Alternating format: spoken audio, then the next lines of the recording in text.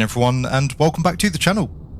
In today's video we're back for part 2 of our series, taking a look at the Black Square Turbine and Piston Dukes. Part 1, if you haven't already seen it, we took the Turbine Duke from Sedona up north towards Grand Canyon National Airport. And for part 2 here today we find ourselves again on the ground at Grand Canyon National, this time in the Piston Duke. For today's flight we're going to be taking a short VFR tour around the Grand Canyon. We'll also be throwing in a couple of failures along the way. As before, Just Flight and Black Square have been kind enough to let us take an early access look at the product. So please do just bear in mind that there may be a few minor alterations, a few improvements between now and the product's release. If you would like to watch part 1 ahead of time, I'll leave a link up above and as well down in the video description below. As always, I really hope you enjoyed the video. If you do, please consider giving it a like and subscribing to the channel. If you'd like to help support the channel further, you can do so by becoming a channel member or patron. Okay, so following on from our previous flight, we find ourselves back on the ground at Grand Canyon National Airport, just outside of the Grand Canyon Airlines hangar. Today though, of course, we are in the Piston Duke. We're going to be taking the aircraft on somewhat of a scenic tour around the Grand Canyon. We'll put the aircraft through its paces as we go, and I dare say we might throw a failure or two in along the way as well. Obviously, during our previous outing, I think we got a pretty decent opportunity to take a look at some of the product features. So we'll be skipping over a few things here today. For example, we're not going to be covering the tablet again. That being said, we are still going to run through a full startup just to give you an idea of the differences of the Piston Duke. I'll try and keep things reasonably expeditious. So diving into the pre-flight checks, the pre-flight inspection has been completed. Control locks have been removed. Seats and seatbelts are secure. The cabin door is closed and latched. Same as well for the nose baggage door. Parking brake is set, the landing gear handle is selected down. Electrical switching is off, same as well for the engine and avionics switching. Oxygen pressure is checked, the circuit breakers once again are fully modelled, including random failures. And those are all set in. Intercooler air is selected off. Cabin pressure shut-off valves are both open. Alternate static source is set through to normal. The carbon monoxide detector, once again, carbon monoxide leaks are modelled, which is a really great touch. That is checked. Environmental mode is off, flaps are selected up. Prop sync is selected off, throttles are closed, props set through to high RPM, mixtures are set through to fully rich. Trims are centered, the fuel selectors are both on, that is the pre-flight checklist complete. The before start checks, the beacon is selected on, same for the nav lights. Battery master is selected on. And as with the Turbine Duke, really excellent sounds on the Piston Duke overall. On the bus volts, we're looking for at least 23 volts, currently showing around 25. Fuel quantities, we've got about 60 US gallons there in each main tank, which is what we're expecting to see. Cowl flaps are fully open. For what it's worth though, there is a nice little click spot in the middle that allows you to actuate both cowl flap switches at the same time. Interestingly, there's actually no cowl flap indication on the aircraft. You just got to hold the switches. I believe it's around 14 seconds to fully actuate the cowl flaps. So once again, those are set through to fully open. For the annunciators, we've got left and right generator, inverter, and left and right fuel pressure, expecting to see all of those. And the annunciators are checked. Fuel boost pumps, just checking there for operation. You can audibly hear the pump. Do the same on the right. And we do have two good pumps. We'll be starting the right hand engine first, so we'll select the pre-oiler here to the right. And essentially all we're waiting for there is for the oil pressure to come up above the red line. We're looking for a minimum of 15 psi on the oil pressure ahead of the start. It's going to take around 30 seconds, almost up above the red line now.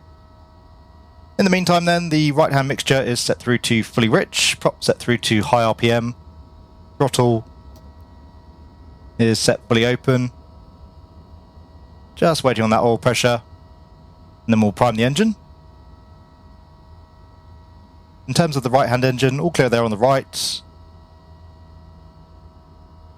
Same here as well on the left. Give them a shout. Clear prop. And close up the DV window. So good there now on the oil pressure. We'll get rid of the pre-oiler. We'll prime the engine. Give it around 5 to 8 seconds. We're looking for more than 50 pounds per hour there on the fuel flow, which we have. And we'll bring the throttle back. We're looking to crack the throttles around 1/2 inch. So another quick glance over at the prop, all clear. We'll engage the starter. Really nice little animations there, shake from the engine as it roars into life. Good start there on the right, so just feeding in a little bit more throttle, we'll get those RPMs up above 1,000. And that oil pressure now coming up into the green.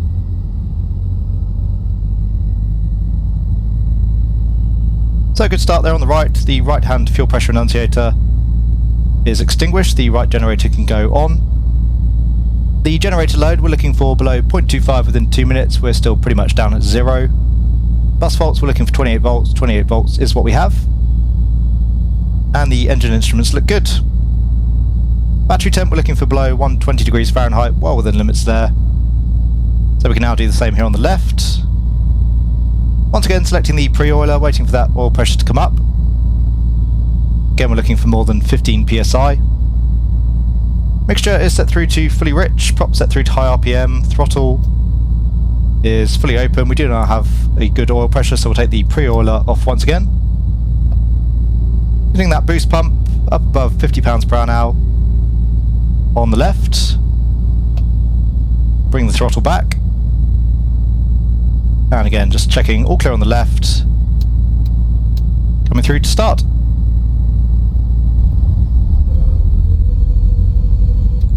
As I say, I really like those little shakes in the animation there as we start the engine up. There's not too many aircraft in which you see that. So both engines now off above 1,000 RPM, oil pressure looks good. Engine temperatures and pressures are checked. The left fuel pressure annunciator is extinguished. We'll take the left generator on. Generator load once again is checked. Bus volts look good. Pre-oiler is selected off. Battery temperature is checked. For the after-start checks, the boost pumps, if we're above 32 degrees Celsius, we're pretty much up in that range now. We'll leave the boost pumps on. In terms of the lighting, we'll leave that as is for now. We'll leave the panel lighting off. It's a pretty nice day here today. Weather radar not required for the flight today, we'll leave that off. Avionics master is selected on. Main inverter is selected on. Cabin temperature and mode, 44 degrees down the back, so pretty stinking hot day. We'll come through to auto cool. 17 Julia contact. And for the mixtures, we'll just lean those out here whilst we're idling away here on the ground, save the spark plugs from fouling. Over to tower, 17 Julia. In terms of the run-up, there's really very little wind around today, but we'll taxi straight ahead. Just swing the aircraft through 180 degrees so that our prop wash is headed out towards the runway. Keep it clear of anyone else. Park brake can come off. Departure Shady 14, request for climb 1770,000. Shady 14, climb maintain 10 south, expect 17,000, 10 minutes. Alright, climb maintain 10, 10,000, we'll expect 17,000, 10 minutes. Onto the brakes. The Piston Duke definitely doesn't get away from you as much on the speed as the Turbine Duke, but that's probably just a function of engine power. First, hold short of Bravo 7, get back to you, maintenance, what do you need? Actually needing quite a bit of power here just to get the aircraft around the turn. So as I say, we'll just make a 180 turn. What's your identifier, your airport or maintenance? And park brake can go on once again. Just leaving those engines idling around 1,000 RPM. So for the run-up checks, the park brake is set, annunciators are checked. The remote compass, we're looking about 125 there on the heading, 125 on the compass. Fuel selectors are set through to crossfeed, boost pumps are selected on. Mixtures are set through to fully rich. We'll come up to 2,000 RPM now, so just coming up on the throttles. Hey Juliet, Mike, runway 27 Bravo. Bravo 2, taxi Bravo 8, Charlie, Bravo 7, Bravo, Bravo 1, hold short of Bravo. A little bit of lag as well from the left engine versus the right, that's nice to see. There's 2000 RPM, we'll cycle the props. Probably just a little bit aggressive there on my part in terms of cycling. A little bit hard to get it just right, we're looking for about a 300 RPM drop. So back up to 2000 RPM, we'll just check both mags at the same time just to save a little bit of time here during the video. We're looking for a max drop there of 150 RPM, just about within limits, probably about 120.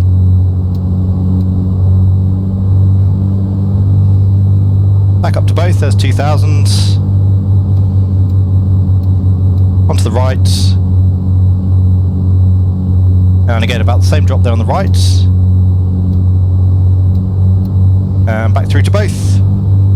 For the instrument air, we're up in the green, no lights. We'll come back now towards 1000 RPM. Sorry, proceed on and down, taxiway Bravo, and the previous crew was saying something about you're just going to give way of aircraft.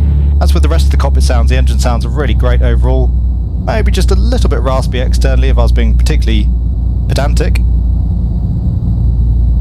Okay, so good run up. The fuel selectors once again both onto the mains. Pitch trim power is selected on. We'll just check the electrical trim that's working correctly. Autopilot is checked. For the flaps, we'll come through to the takeoff position, currently showing in transit. And we have approach now indicating on the flaps. And visually confirmed. The DV window is closed and locked. Cabin door annunciator is out. Flight controls. Mr. 4, Phoenix L1, phone Cherokee. Are full and free. Altimeter, we've got 29.74 there on the left. Same there on the right, that's giving us an aerodrome elevation of around 6,600 feet. Departure altitude, we're going to be going up to around 9,000 foot here for the scenic tour today. It's all going to be manually flown, but we'll just pre-select here on the autopilot nevertheless. Departure heading, we're going to be departing off the southeasterly runway, so we'll select that. And it's going to be a full stop for FX234. And just as a visual reference, we'll set the CDI bar here as well. Mach 22, 10 down on your home base. So the HSI is set, takeoff heading is set, panel lights not required. That's about it then in terms of the aircraft setup, just a few more items here to run down at the runway. In the meantime then, we'll make a right turn. It's going to be a very short taxi just to the holding point, departing off runway 21. Departure 48 Julie Mike out of 800 for 3. 48 Julie Mike, Tennessee departure, radar contact, line maintain 10,000, turn left heading 150. 10,000, left turn 150, 48 Julie Mike. Flight 452, actually better, just come out over off Alpha 11, and then make a left onto Alpha 9. Runway 27, taxi Alpha 11, Alpha 9, Bravo 9, Bravo. Okay, so we're lined up here now on runway 21. For the before takeoff items, the mixtures have been leaned through to max power. All temperatures are checked, the battery temperature is checked, air conditioning is selected off. Lights are set, the transponder is set through to out, weather radar once again we don't need, that is selected off. And the flaps are set through to approach. So the parking brake can come off. Coming through to full power here for the takeoff. Once again, it's a fairly hot and high departure. Aerodrome elevation 6,500 feet, OET around 35 degrees Celsius. And a pretty heavy aircraft, we've got 6 people on board, 120 US gallons of fuel. Power is set, temperatures and pressures looking good. Again, the aircraft a little bit squirrely here on the rudder. Maybe just a touch less so than the Turbine Duke, although we don't have a crosswind here today. Interestingly there, the aircraft's nose actually coming up of its own accord. That wasn't an input from me. A little bit surprised there. As you can see, the trim is within the green band. Again, we do have approach flap selected, so that might account for the behaviour. But I wasn't expecting to see that. Anyway, we'll get the nose back down, allow the speed to build. We do have a positive climb, and we are now clear of the runway, so we'll bring the gear up.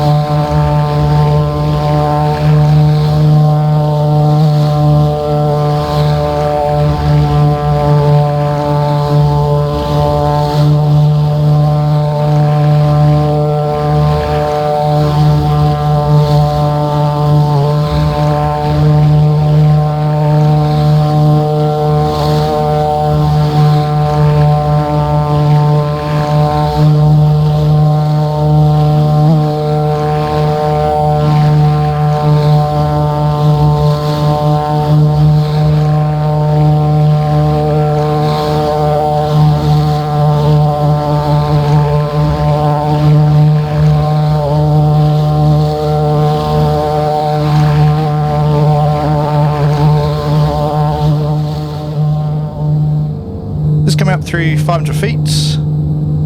We'll start a shallow left turn now, 15 degrees angle of bank out towards the northeast.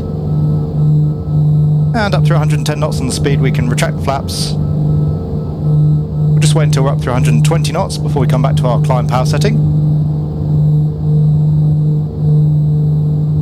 And there's 120, so we'll come back towards 35 inches on the manifold pressure. And 2750 on the RPM. 5 Julie Lima, contact Cairns approach 125.4. Those speeds looking good. We'll come onto a reciprocal heading out towards the Grand Canyon. Julie Lima, contact Jacksonville Center 127.8. And for the after takeoff checklist, gear is up, lights are out, flaps are up. We'll hold the autopilot. Just coming up on 1,000 to go. We'll continue the climb here up to 10,000, just to put us well above the terrain. For the en route climb checks, the mixtures are set, props are set, manifold pressure is checked, cow flaps are open, boost pumps can come off, cabin pressurization is checked, and for the cabin temp, 34 degrees down the back. So we'll come back through to auto cool. You can see the Grand Canyon there just off our 11 o'clock, the field just buried away there underneath the left engine, so on somewhat of a left-hand downwind currently. So there's 1,000 to go. I don't know whether or not it's just my imagination, but I actually slightly prefer the Piston Duke in terms of its flight modelling and handling characteristics. The aircraft just feels a little bit tighter on the controls and somewhat more representative as well, but that might just be that I'm not used to high performance turboprop aircraft, not having flown one in the real world. But certainly the aircraft a real joy to hand fly, and so far, as I say, my preferred of the two in terms of flight modelling. The aircraft though is still quite squirrely on the rudder during the takeoff, and that auto rotation during the takeoff as well was rather strange. So just approaching 10,000 feet, we'll get the nose down, allow that speed to build. Again, the plan here just to head out over the Grand Canyon, taking some of the scenery and the points of interest as we go. Just let that speed come up through 140 knots, and we'll come back now towards 30 inches on the manifold pressure, and 2,500 RPM. 303 Mike Mike, now approach, now the altimeters 29906. The transition checklists, not going through transition altitude today, so we'll leave the altimeter on 2974. Cabin pressure is checked, we'll leave the recognition lights on, same for the landing lights, just to make us a little bit more visible to other aircraft. I imagine it gets fairly busy over the Grand Canyon, although I believe in reality you actually need permission to fly in the area. But of course that's one of the great things about the sim, we can throw caution to the wind on some of the rules, have some fun along the way. So really amazing feature. Unfortunately the imagery not quite as sharp as certain other parts of the world within Microsoft Flight Simulator. Okay, so we just had a left engine failure. Not a complete surprise there, that's one I programmed in. So putting in some right rudder, getting the aircraft balanced. Now I'm running through our memory items. Ordinarily we'd want to bring the mixtures up, but in this particular case we've got those lean for max power already. Pitch can go up, and power can go up, needing more right rudder there as we do so. Gear is up and flaps are up. So the aircraft now just a little bit more stable, getting everything we can in terms of performance until we've got that engine feathered.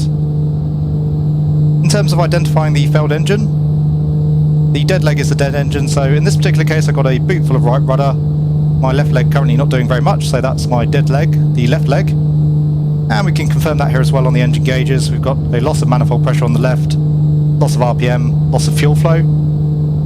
The Piston Duke also makes it pretty easy for us. We've got the low thrust detector there on the left, and same as well there on the prop lever. So we've identified the left, we confirm the left, we'll feather the left. Going back on the throttle, and back on the prop. As we do so, you can see the aircraft again now out of balance, so we'll reduce our rudder input. Really nice to see that the aircraft behaves appropriately with the failed engine, and indeed the feathering of the engine. So in this particular case, it'd be a mayday call. We'll return back to Grand Canyon National onto runway 21. We'll just reduce our power slightly here as well now on the live engine. Before we do that, we'll run through the engine failure in flight checklist. So for the speed, we want to keep that above 112 knots, essentially above the blue line. The inoperative engine has been identified, the throttle is closed, prop is feathered. We'll bring back the mixture here as well, so again, confirming the left. Charlie Squawk 0222, ident.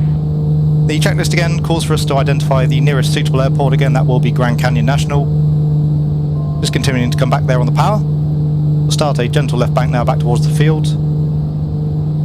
The inop engine fuel selector will select off, so again confirming the left.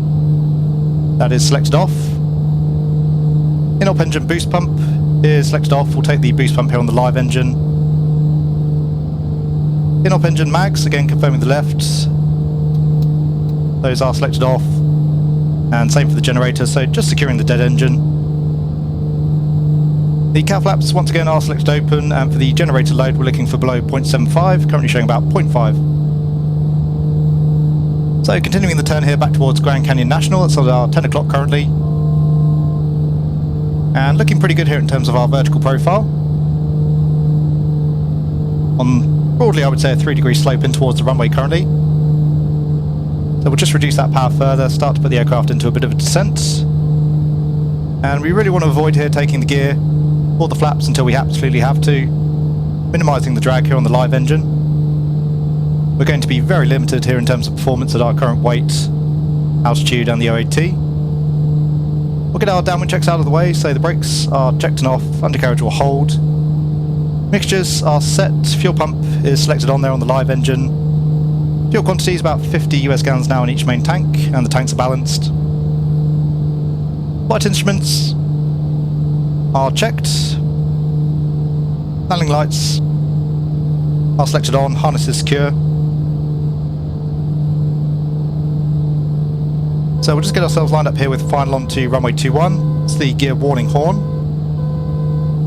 You'll just have to endure that momentarily. And we're actually getting a little bit high here currently, so we'll take the gear down a little bit early. 0222 with a flash, 732 Charlie. And we'll start reducing speed back into the white arc. Stay firm, we do have the weather, TJ9, 80 Charlie. Right. We can take the flaps now below 135. Approach 43 Juliet. 43 Juliet, go ahead. Again, getting a little bit high. We've still got the gear warning horn here.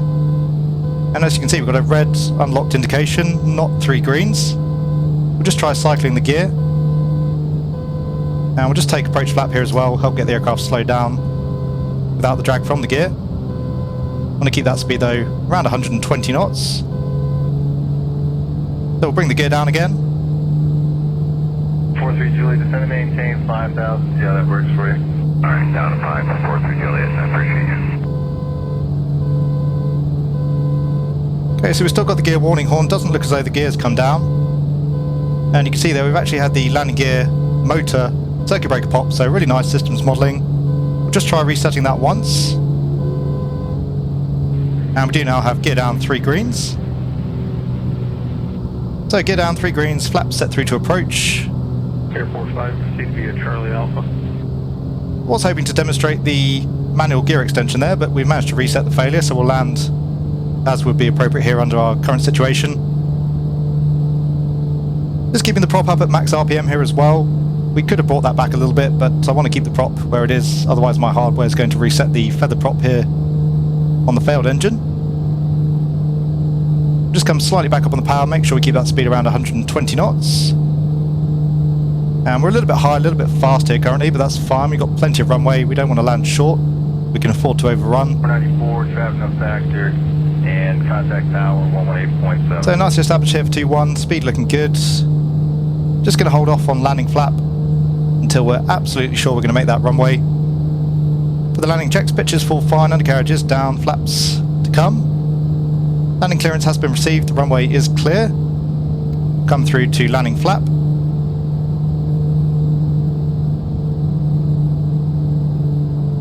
And again, we're going to end up landing a little bit long, but that's absolutely fine. Reducing the power. And coming into the flare.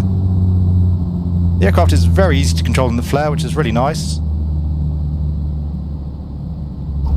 There's touchdown. A little bit of left rudder to get us back towards the centre line. And we'll start coming onto the brakes to vacate off on the left.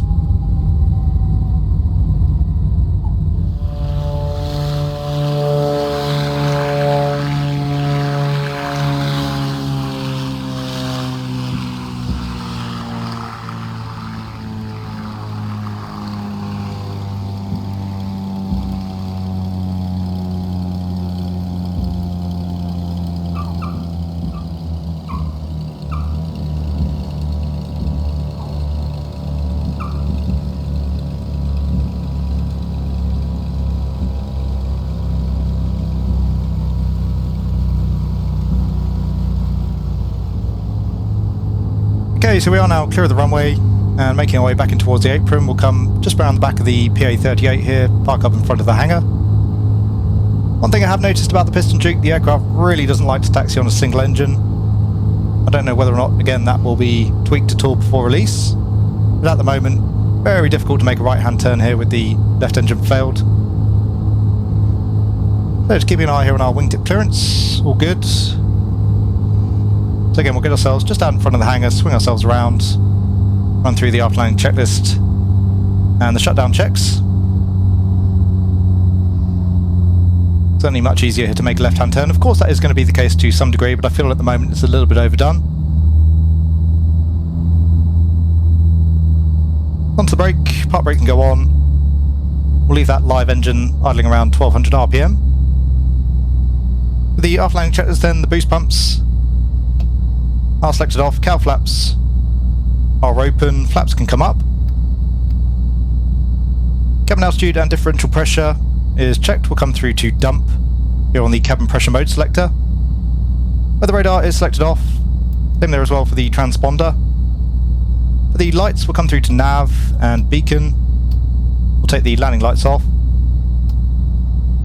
Ice protection is off, cabin temperature mode selector is selected off. The shutdown checks, the park brake is set, avionics switches are selected off, boost pumps are off, electrical switching, we'll just leave the lights here for now. The elect pitch trim switch can come off. Throttles are closed, props on the live engine there set through to high RPM, and the mixture here on the live engine can come through to cutoff. So good shutdown there on the right, magnetos are off, generators are off, inverter is off, and the battery master is selected off, and we are safely back down on the ground at Grand Canyon National. So there you go guys, I do hope you enjoyed our outing in the Black Square Piston Duke. Once again, this video was part 2 of a 2-part series, so if you'd like to find out more about the Turbine Duke, you can do so via the link down in the video description below. As I mentioned during the introduction, this is an early access look at the product, although I think we are fairly close to release. So do just bear in mind that a few details may change between now and the final release of the Duke family. As usual, I'll finish off the video here with my overall thoughts on the product in its current state. Please do bear in mind though, this is going to be a reiteration of what I said in part 1. So if you've already seen my video on the Turbine Duke, we're just going to be covering the same ground again. I thought I'd leave this section in for the sake of completeness though. That way, if you are only looking at one product or the other, you'll still get a full breakdown of what you can expect. Starting with the texturing and modelling, very high quality there on both counts, as you'll have seen throughout the video. My only personal critique when it comes to the aircraft texturing, it is absolutely immaculate both inside and out, which I know some people prefer. Personally, I like to see a little bit of weathering, a little bit of wear and tear on my aircraft. And once again, internally, the textures do have that slightly painted feel as opposed to a more photorealistic look. On both counts though, it's really just a question of personal taste, and certainly Black Square have been very diligent in terms of the level of care and attention that the texturing has received. As far as the aircraft's flight model goes, I've said it before with previous Black Square products, for me the Black Square lineup is really going to appeal to those of you who are more interested in your systems simulation within the sim. The flight modelling of the aircraft isn't bad, but I will say it's not up to the same level of depth as the systems modelling. As I mentioned, the aircraft is pretty sensitive on the ground, particularly during the takeoff. It does feel fairly light on the controls as well once airborne. We have, though, with previous Black Square releases, seen the developer put out significant updates after release. The TBM 850, as I mentioned, flew much the same as the Turbine Duke on initial release, but since then the aircraft has received a major overhaul, not least of all in the flight modelling department.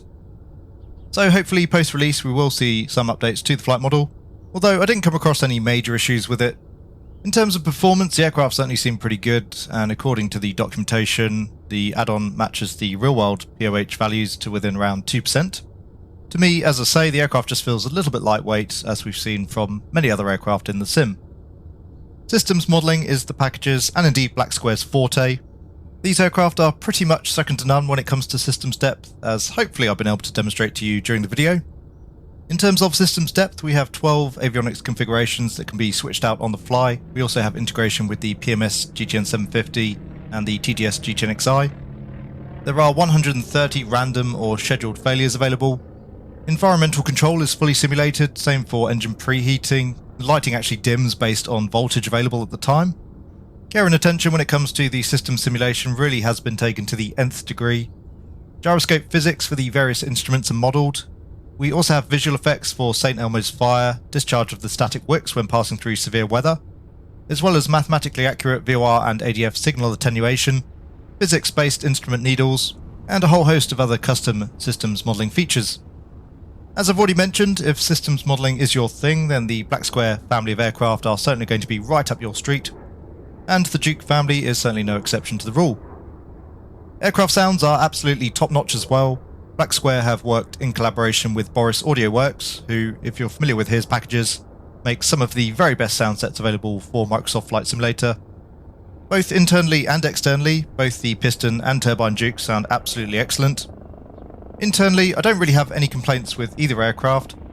Externally, on the Turbine Duke it might have been nice to hear a little bit more prop noise at certain times, but it was really nice that you could hear the prop noise and engine noise in combination. And with the Piston Duke at times, the sounds were a little bit raspy externally, but that may be true to life for the real-world aircraft, I'm not entirely sure. Again though, as the video has hopefully demonstrated, a very high level of attention to detail on the sounds, and the very comprehensive internal sound set really making the aircraft feel that much more immersive. Additional features included with the product are also pretty great. Firstly, we have the new and improved onboard tablet. I think that's a really nice addition to the product, certainly makes the whole user interface much more accessible. Great as well that we do have TDS GTN XI integration. That means we now have Navigraph integration as a result. And as you'll have seen with the Turbine Duke, that makes the aircraft a very capable IFR platform. Other additional features include the ability to display the co-pilot, the 130 plus scheduled and random failures. We also have the external fixtures and fittings, including, as you can see here, the engine warming utility. The aircraft is very much in line with what we would expect now from a premium Microsoft Flight Simulator add-on. A whole host of excellent features. Just one feature that was missing though, it would have been nice to see some passenger models down the back with the passengers selected in the fuel and load menu. Included documentation is again excellent, as is always the case with the Black Square add-ons.